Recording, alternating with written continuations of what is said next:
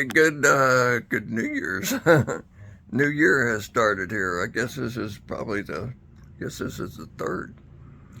So here we are again. I wanted to keep moving on this information. I wanted to keep moving on informing everybody on what it is I believe is going on and why I think it's important that we all pay attention here. So let's get started with David Grush. So David Grush here, he's the whistleblower. And since they weren't following the rules, Grush went over there and made his complaint. Now, it's not that Grush was just somebody that didn't like the way things were going. No, he was in charge of, he was the investigator sent over to find this information out. And it's like if a police department sent a detective out to interview somebody and they would not only wouldn't let them in, but pulled guns on them and started shooting and things. That's an exaggeration, but that's kind of what's happened. So Grush was appointed, task force was put together by Congress to go find this stuff out, to find out what's known about UFOs in the government, if there was any misallegation of funds, and that task force put David Grush as a field investigator to go find out. Task force was put together by Congress to go find this stuff out, to find out what's known about UFOs in the government, if there was any misallegation of funds, and that task force put David Grush as a field investigator to go find out. And he found out things. And he was threatened and all this stuff. And so it's not like he was just kind of just blowing the whistle to be blowing the whistle because he didn't like the way things were going. He was doing his job and was stopped and wasn't allowed to do his job. Not by his superiors, but by the criminal element, so to speak, that he was trying to investigate. So that's, where all that stuff came from. They found his complaint to be valid and to be urgent, and that's what he took to Congress. Spilt the beans with Ross Cohart.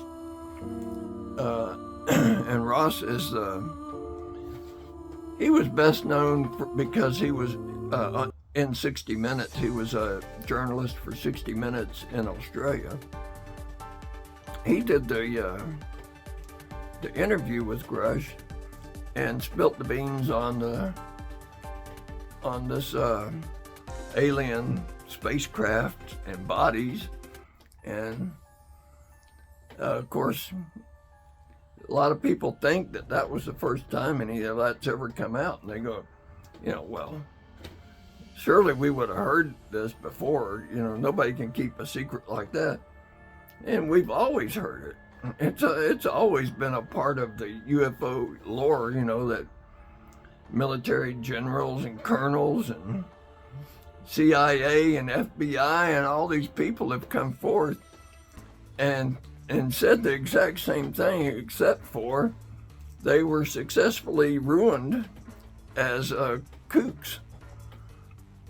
Which brings me to a little offshoot from this story. John Mack,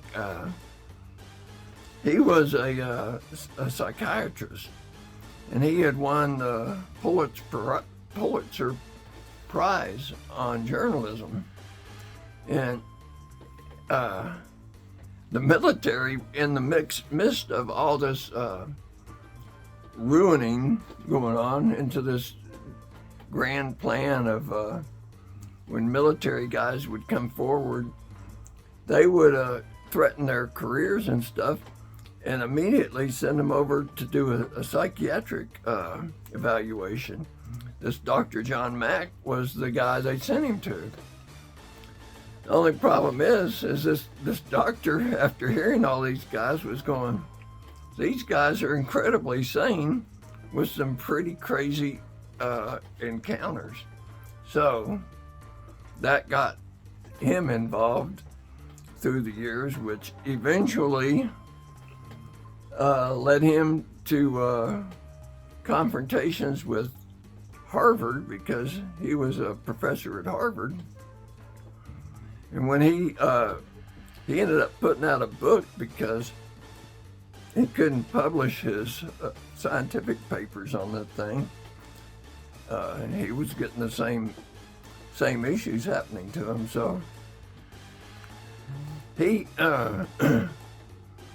he ended up putting his scientific papers together and putting out a book. And that put him in conflict with Harvard, who tried to ruin him. He hired a lawyer, which eventually got him out of this thing. And that guy was Daniel Sheehan. He's involved in things right now. He's, in fact, Lou Elizondo's lawyer right now. So it's all, a woven web of craziness. So back where we were. So if you're not paying a whole lot of attention, you probably don't realize that it's not only David Grush that came forward with this information, but there's been 40 witnesses come to Congress and back up his stories. These 40 witnesses are the people who were involved in the programs that gave him the information in the first place. All that's happening because Congress was able to get a law passed saying that whistleblowers are going to be protected about this. And as soon as that happened, and that was a direct result of Lou Elizondo's situation, when that got passed, that left the door open for David Grush to come forward and all these whistleblowers. So it's not just him. As a matter of fact, it's been hundreds and hundreds of people throughout the last 70 years that have been trying to tell you about what's going on. So that's enough for this little story, I believe, and we're going to keep going because the important stuff's still to come. I've still got a lot of groundwork to lay out here. Hope you stick with me on this. It's important. What's going on is important, and we all need to be aware of it. Okay, we'll see you next time.